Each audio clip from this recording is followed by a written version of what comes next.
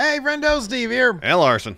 And we're here with our steaming hot, fresh star reviews for Forbidden Door 2024. Ah, they're so hot. So hot. My phone's hot. Hopefully it's just me being silly and making a joke of hot star ratings so they're on my phone. My phone's not actually overheating. Don't overheat, phone. Maybe you need a new phone. I don't know. Anyways, so yeah, we've got 10 matches. Because we're not doing star ratings for the pre-show because we didn't watch the pre-show. I didn't watch any. Well, I saw Mystico win their match. Made Teton tap out. Teton. So I watched like a minute of the kickoff show. Well, there you go. I don't think that's enough, though, to qualify you to give it a proper, fresh star rating. Larson. I don't disagree with that assessment. Apologies. Also, we try to get these up first thing in the morning. Sometimes day of, we have an opportunity. I'm the reason these aren't up sooner. I was out camping over the weekend. Didn't get a chance to watch SmackDown before this morning. I had to be prepared for a review. Therefore, star ratings have to wait. But wait no longer. You have them now. Fresh-ish. Fresh-ish. This is the apple pie that's out of the oven that's been sitting in the windowsill for, I don't know, maybe a half hour or an hour. It's still pretty warm. So. Still pretty decent. Still much more fresh than those other guys. You got that. It's going to be like after the holidays before we get there. I know. Ridiculous. Anyways, come on. We're going to give you some fireworks here, though, with our star ratings. Larson, where shall we begin? Let's start with the opening bout in the main card. That was Hetto versus MJF. Steve, what'd you give this one? Thought it was fine. Gave it 3 1/4. That's a star rating for a fine match. It's a fine match. It was a fine match. It was probably too short, given what these two competitors could do. But on the other hand, there really wasn't much of a story involved in this bout. I gave it 3 stars. It was fine. I'd be curious to see what Hetto and MJF could do with an actual story in place. And you think this is going to go another 2 pay-per-views? No, I don't at all. I'm saying in some other universe where there is actually a story they took weeks to develop and tell leading up to this bout. And this match was given 20 minutes to see what they could actually do. MJF versus Hetto for real tribal chief. I mean, there's a story there. That's a story that demands more than 9.5 minutes. Yeah. So, all right. Well, let's move on to the next one. That would be the Elite taking on Hiroshi Tanahashi and the acclaimed Scissor Ace. Again, another fine match. It was fun enough. But you know, it's. I described this. And this was not to be taken or intended as an insult. It felt like a house show match. It felt loose, like everybody was having fun. Oh, I love that, though. And I do. There's charm to that, absolutely. But it kind of minimizes, to an extent, the stakes potentially on the line here, which is just essentially the Acclaim keeping their momentum from beating the Young Bucks Eliminator match. So there was not a whole lot of stakes, really. I gave it 3 1/4. It was fun. It was fine. Never really went beyond fun or fine. I went a little bit beyond that. Because I think this, you know, if I gave 3 1/4 to MJF at Cesaro, which I was like, okay, whatever. I gave this 3 3/4. I thought it was really good. Better than fine, but really good. Yeah, it was good. It was good. Yeah. Let's move on to a match that was definitely more than just good. I'm talking about Shingo Takagi. Oh, yeah. Losing to Bryan Danielson in Owen Cup tournament action. Steve, what'd you give this one?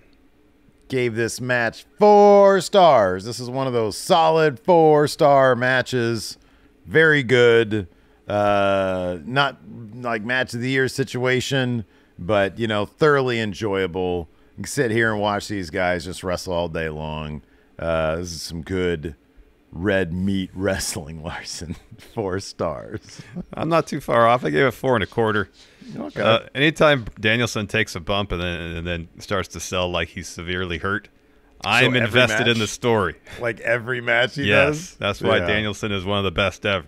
He's an amazing seller. He has you convinced he's suffered a catastrophic injury in basically every match he's in.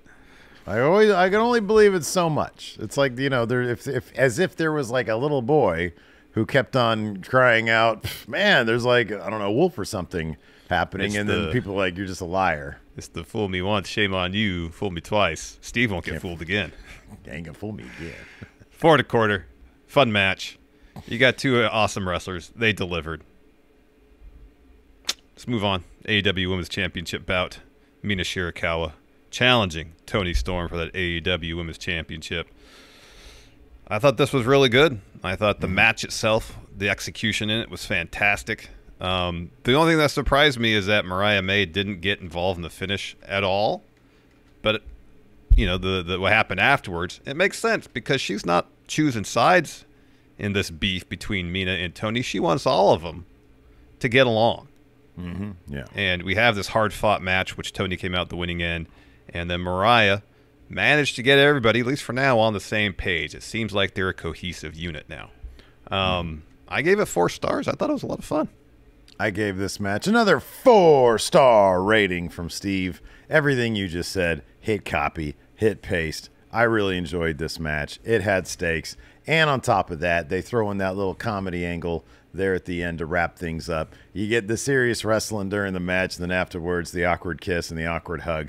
Thought it was hilarious. Wrap it all into one package, and you got a 4-star affair. There we go. Let's talk about Orange Cassidy losing to Zack Saber Jr. after getting twisted up in a pretzel and then some. Steve, what'd you give this one?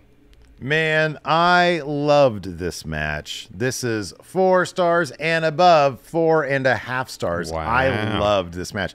Zack Saber Jr., in my opinion, can do no wrong, man. You made this point. You've always made this point back to the first time we saw him live.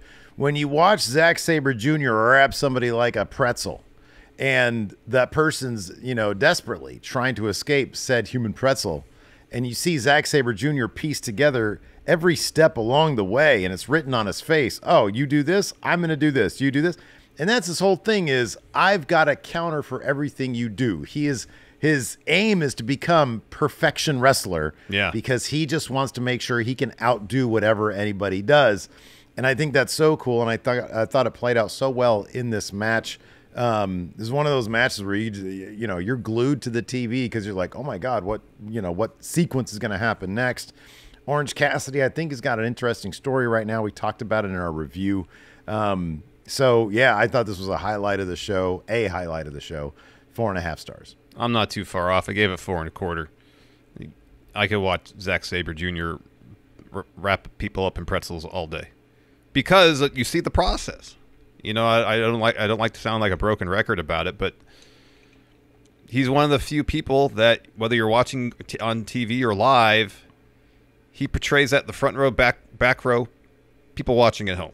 Like, he knows how to show the thought process behind everything he does, and because you see that thought process, everything is intentional. Nothing comes off with him like it's choreographed. It seems spontaneous, with intent to hurt people. Yeah. And that's why I like it. Wraps you up into the realism of what's going on. 4.25 stars. Next, Learning Tree. Losing to SMA Joe Hook and Katsuyori Shibata. I go first on this one. Yes, I think so. Sure, why not? I've been pretty upfront about it. I'm not into the Learning Tree stuff terribly. Sure. I like Jeff Cobb a lot. I think he's great. And hopefully at some point we'll get Jeff Cobb versus Samoa Joe, because I think that'll be an outstanding match. This match, more than anything else, though, served to motivate Hook getting another shot at that FTW title. He hits Jericho with that Judas effect to get the win. This match is better than some of Jericho's more recent efforts. Yeah. So I gave it 3.25. It was fine. It had its moments. I'm just not into the Learning Tree stuff, except for Brian Keith. He's pretty funny. So it's funny, like, I've got the exact same star rating. I'm also at 3.25.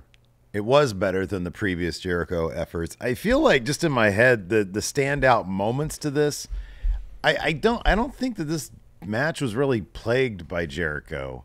I think there were some good highlights, including Jeff Cobb doing a lot of cool stuff. He was in the match a lot, yeah. He was, yeah. Big Bill did a lot of cool stuff. Shibata is always awesome. So I thought there was a lot to like about this match, and yet my tone is significantly different than yours, and it's the same star rating. I gave it 3.25. So yeah, I think it was a good match. It was a fun match. Yeah, it was fine. Next, TNT Championship ladder match to crown a new TNT champion, ultimately won by, as expected, Jack Perry. Steve, what'd you give this one? I gave this 4.5 stars. I thought this match was rad. There's all sorts of cool shit going on. Jack Perry winning, I appreciated that as well. But like the Konosuke Takeshita LP Blue Thunder Bomb through the table was one of the better table spots I've seen recently. Yeah, I just thought there was so much cool shit going on in this match. I gave it 4.5 stars. I'm a bit lower than you. I think I'm kind of tired of ladder matches. Oh, you're over it, huh? Yeah, I just kind of feel like I don't know how much more innovation you can really do in these. And unless the match is really anchored by interesting stories or a story, then you just get, all right, people are going through ladders and tables and stuff, which, you know, there's a thrill associated with that, but we see that so often that the thrill is somewhat lessened. The Takeshita spot through the tables, I agree, was awesome. The execution on that was flawless. Also, this match lacked a bit of drama for me because we all knew Jack Perry's going to win it. I know. And Look, at best, it was a two-person competition. Yeah. It was him or Takeshita. Takeshita, yeah. And once Takeshita did the Blue Thunder Bomb spot through the tables, well, that's Takeshita's highlight of the match. Jack Perry's winning it. Also, we were very curious as to who was going to touch the title first, thanks to our predictions. But that was due to predictions, not inherent storytelling in the match, though, Steve. Take what you can get. I gave it 3 3/4. It wasn't bad. Wow. It was fine. It was enjoyable, but it didn't really transcend fun and enjoyable for me. Wow, they busted their asses. And I appreciate that. And you lowball them. I don't lowball anything. This is my personal assessment. Oh, man. All right. Harsh. Let's move on. What's next? Next, Mercedes Moné winning the New Japan Strong Championship from Stephanie Vacour. You know, without the kind of clunkiness of the finishing sequence, we talked about this quite a bit in our review last night of the show about how, and this is something I appreciate, Mercedes wants to find creative ways to get her to the setup of her finish. Yeah.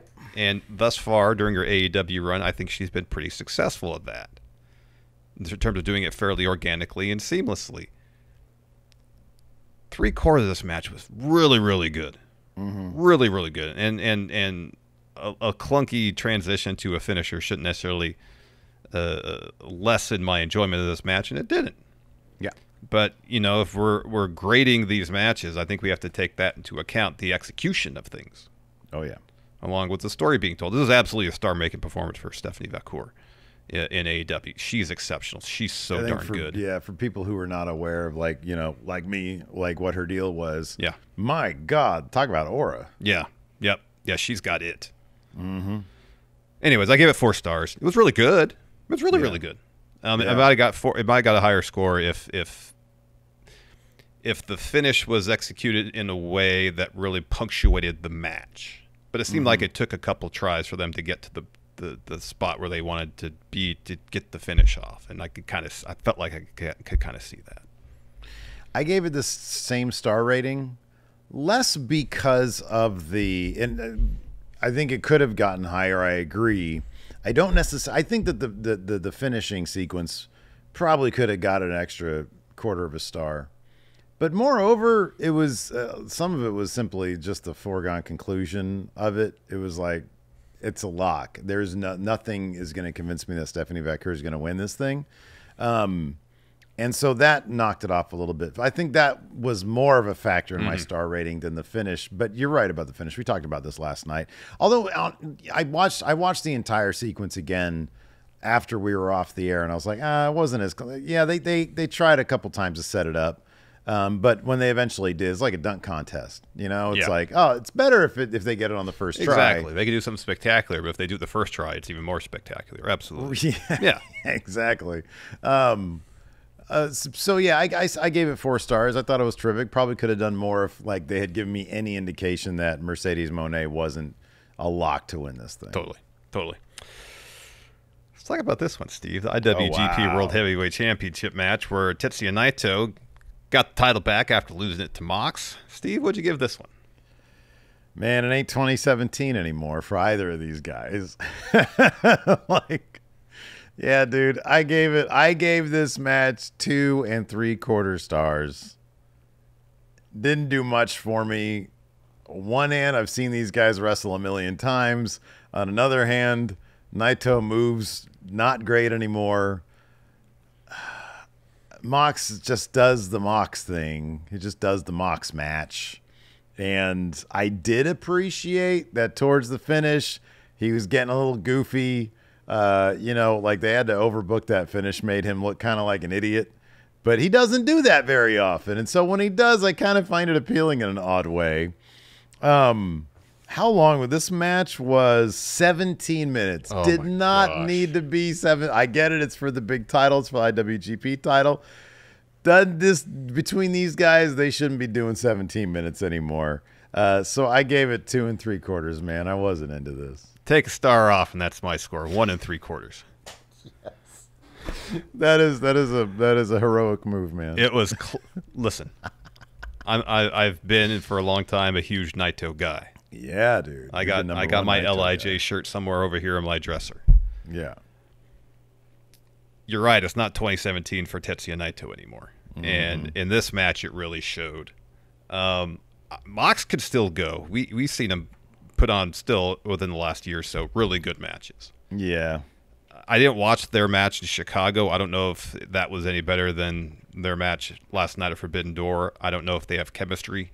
I don't know. Based on what I saw last night, it doesn't really seem like it. Yeah. You mentioned the point where Mox kind of acted a bit out of character. And you said there was a certain level of charm or amusement to that. For me, that takes me out of it completely. Where, all right, you're betraying who Mox is as a character to get the finish you want. And here he's going to do something that is kind of atypical of him, just so Naito can get the upper hand. It just, and then the poor guy who was wrangling cables got ran over. He looked annoyed, like legitimately annoyed that he got involved in this. There's just so many moments that kind of just took me out of the match. That dude killed the match. He killed it. He looked so irritated. He did. And yeah, that was a weird bit. I forgot about that. So this match has right now on Cage Match, it's got a rating out of 253 votes. Guess what the rating is for it? Probably around a 3. It's out of 10.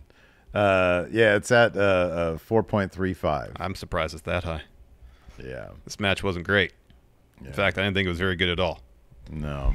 1 3/4. Move on to the main event. Match of the night, perhaps match of the year. Will Osprey challenging Swerve Strickland for the AEW World Championship. We had the conversation last night as far as which match was better, Osprey's match against Swerve or Danielson. And you can't fault the execution technically of either match. There were sequences in Swerve versus Osprey that were breathtaking in terms of the fluidity, the speed at which they were doing things. Same with Danielson and Osprey. In my estimation, is what elevates Swerve versus Osprey in my mind is the story of the match and the story leading into it and the execution of how that story was told. Yeah. And you get, by the end of this match, I was so wrapped up in what was going to happen. Yeah. That there was moments where I was like, oh shit, they're actually going to have Osprey win this. And the back and forth towards the end and the way that Swerve ended the match where he hits the house call. Osprey kicks out. Osprey stumbles up to his feet and kind of stumbles around the ring and looks for the most pathetic hidden blade possible. And Swerve catches him, not just to block the move, but to hold him up. Pats him on the head to say, nice try. Yeah. Yeah. And just to wreck him again with another house call to get the win. And he does a JML driver as well. Just from a storytelling perspective, this is about as good as it gets in wrestling. And when you put Swerve in a high-profile match that's really rooted in story, he gets a home run every time. The Hangman Page matches, this match. Yeah. Like, he knows how to elicit emotion and tell an effective story in the ring. You put him there with Osprey, of course you're going to get great stuff. This is a 5-star match. Yeah, I gave it 5.5. It's the same score I gave Danielson Osprey, and that's like sort of match of the year territory for me. I think so far this is my match of the year. Yeah, they don't get better than that. Nope. They really don't. It's something special, and I think also the validation of, to the fans who have emotionally invested in Swerve's run in AEW. Not just, oh, hey, I got a shiny new toy in Will Osprey. Well, no, you got a really awesome toy in Swerve Strickland. And he got a hell of a champion. And establishing him at this, this was kind of a make or break match for Swerve Strickland. Yeah. It's like, Either he's your champion or he's not. Either he's your champion or you just don't understand how to tell these stories. And my God, Swerve Strickland is the man in AEW, and this match made him the man in AEW. It really solidified that. Yeah, 5.5 stars, my match of the year so far. Yep, it's on the short list for me as well. Absolutely. Yep. All right, well, listen, man, we want to hear your guys' star ratings for AEW Forbidden Door. Drop them in the comments below, and then I guess sometime later this week or something, we'll get around to reacting to those other guys whenever they get around to putting up their star ratings. When they get around to it. What are you waiting for? Come on. I'd be like, Meltzer's he's going to down 5 Glicks on the 4th of July and start writing this thing up, and then we'll get it back. Or 4.5 glizzies deep. Be weighing him down. He's going to take a nap. He's going to wake up 10 o'clock Friday morning, realize newsletter's not done. He hasn't put pen to paper yet. He hasn't gone clack, clack, clack, clack, clack on his typewriter. Yep. Nope, he hasn't gotten his old iMac out. Didn't get his word processor out. Start typing up that newsletter. Clack, clack, clack, ting. Clack, clack, clack, clack, clack, clack, ting. Makes a mistake, has to get the whiteout out. Put on there, wait for it to dry. We're talking about typewriters. Most people don't know what a typewriter is anymore, Steve. Well, people have seen old movies. Yeah. So they know they exist. Anyways, that's going to do it for Star Rated. Till next time, we'll see you guys around. Goodbye.